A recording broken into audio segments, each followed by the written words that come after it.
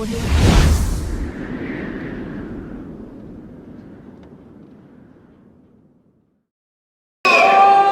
this fourth one any different than any of the others that you've won? Well, each year, they're all very, very special, obviously. Each year has a little bit of purpose. Just like every day, you know, we all wake up, we have an opportunity for greatness. You know, no 2 days are the same, no 2 shows are the same. I definitely want to say thank you to everybody for coming out. I really appreciate it. I would really like for you guys to give a round of applause to all the amazing athletes behind you.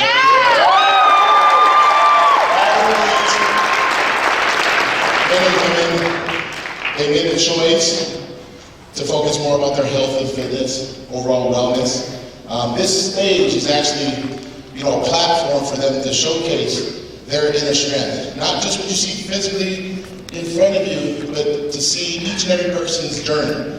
I'm sure a lot of you guys have, you know, you probably know a lot of these guys back here, each and every one of them have a story. I don't know what it is, but I know that it wasn't always pretty. And they made sure that they stayed focused, they stayed hardworking, they stayed dedicated, because it's very, very hard to not only get in that gym and to say, you know what, I'm going to lose 50 pounds or I'm going to gain some muscle, but to go up there and be adjudicated by judges and by people that they'll never know and people that they do know. It's very, very tough. So when they come out here, and I know we're getting ready to the end, right? It's coming up soon. It's coming up. So I heard you guys, you know, clap for me. I really appreciate it if you do the same enthusiasm for these young men and women, because it's very, very tough. I salute each and every one of them for deciding that they wanted to showcase their strength up on this very stage before you. With me, you know, I got ready for my first amateur contest in Boulder, Colorado. You know,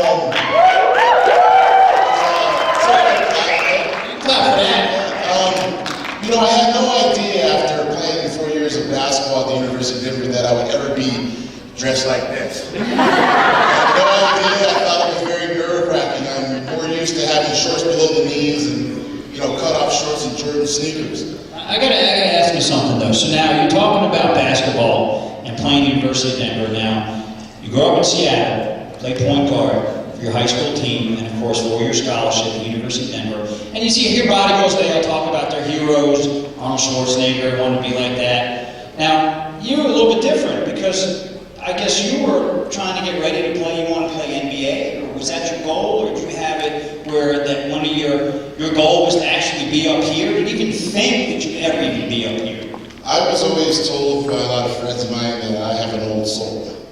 When I was in high school, I had actually gotten a full ride scholarship offer by the University of Denver before I actually played my first senior season. So, first game. Wow. So, it was pretty impressive that I was able to sign the dotted line and go full ride, you know, during my senior season. And one of the reporters in the Seattle Times asked a simple question, like, so kind of like yourself, like, hey Phil, you know, you just signed with the University of Denver, you know, you're going to win state this year. How do you feel? Great. Well, what other goals and aspirations you want to play in the NBA, play overseas, and that? I said, you know what? At my height, I have no idea how that's going to happen, but I am going to be pro at something. And wow, it was at a point in time where after I turned pro in 2005, and I was actually going back home and looking through some bins of old newspaper clippings that I actually found this article, and I was like, damn, I was pretty smart back then. You know, I kind of had that level of prophecy going on, but I was really fortunate that after playing basketball, that I was very, very in tune with wanting to be fit. I knew that I was already at a good level of fitness, but I didn't know what was going to happen, and I did know this, that I was going to be at this level, playing Division I, and then as you graduate, you get a job, you have family, this and that, fitness level goes down, priorities shift, and I knew that I don't want to get out of shape. I want to keep feeling good and looking great every day and having the opportunity to learn more about how my body works. And that's when I started bodybuilding. I said, damn it, I'm going to get in there and I'm going to learn something in here. I'm going to learn how to get fit and I'm going to learn how to stay fit for the rest of my life.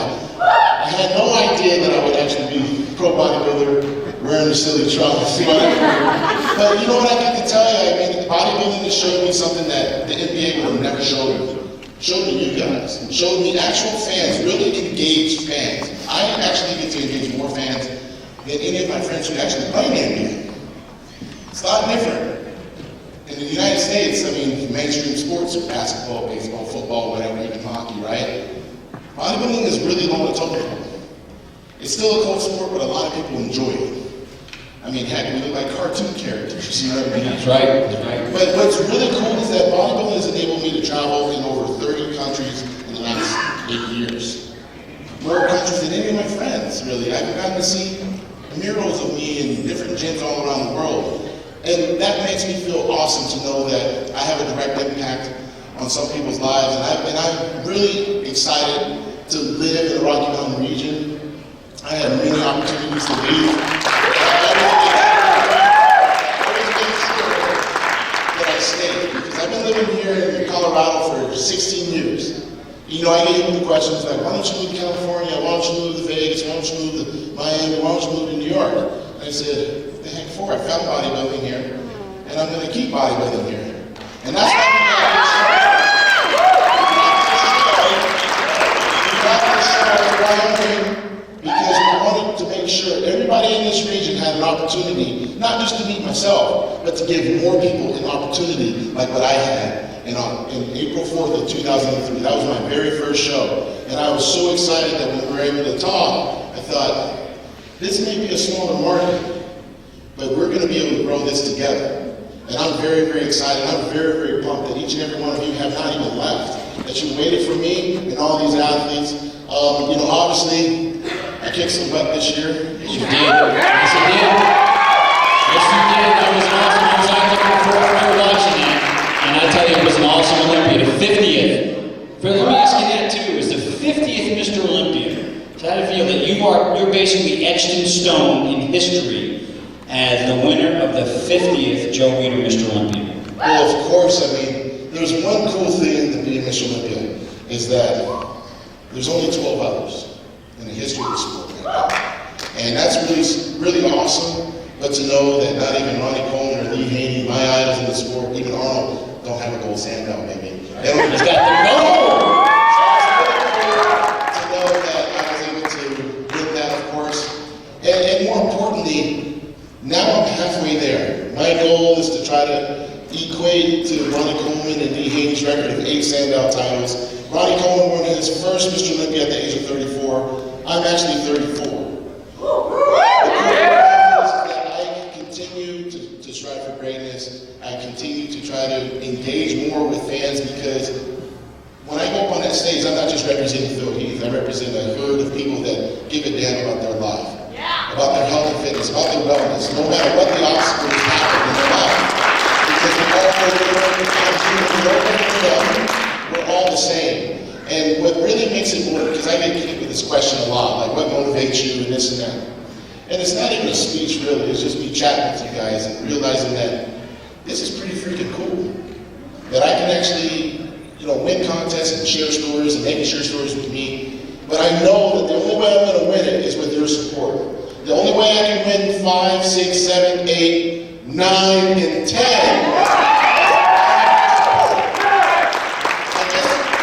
I'm going to have to go. But before I do, I have a question. Will you guys be back if you put this show on next year? Will you tell your friends to come out here next year? Some of you guys make the challenge to come up on this stage next year. But someone out there's going to make that choice. Someone out there's going to be able to shine on this stage. I guarantee you it's going to be the time of your freaking life. You're going to learn more about yourself than any motivational Joel Osteen, none of that stuff that can ever teach you about yourself if you do a bodybuilding show. You're going to learn more about every ounce of your being, more than any sport you'll ever try, I promise you. Let's face it, half the people can't even stick on one day of diet, let alone 12 weeks. It's very, very hard. It takes a special person to be up here to do this. It's going to happen, I promise promise you, someone here is going to make that choice. I don't know who the heck it is, but I'm going to be here next year cheering you on. So hopefully I can see you guys next year. Before I let you go, one more thing I gotta ask you.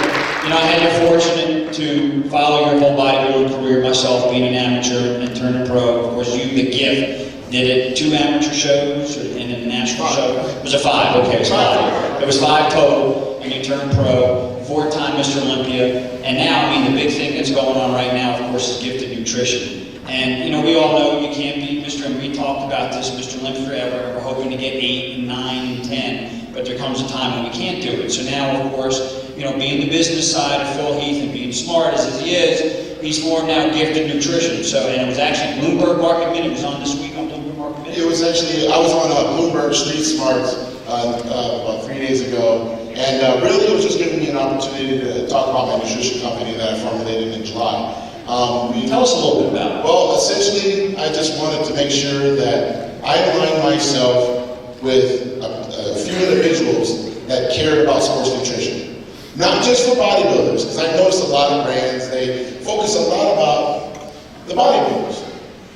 I'm focusing about the world. I'm focusing about each and every one of you because I know I came from a totally different background. I mean, I want to make sure, you know, one of my athletes is an Olympic gold medal swimmer. I have a bikini model. I got some football players. I got MMA guys. I'm trying to focus on the world because a lot of guys, they're not going to be Mr. Olympia. I understand that, and I'm going to do my best to make sure of it. You know? But at the same time, I wanted to make sure that everybody had the confidence. Because let's face it, I mean, a lot of guys are going to say, hey, Phil, you're just going to write a little product, put your name on it, and then throw it on the shelves and hope the kids just buy it.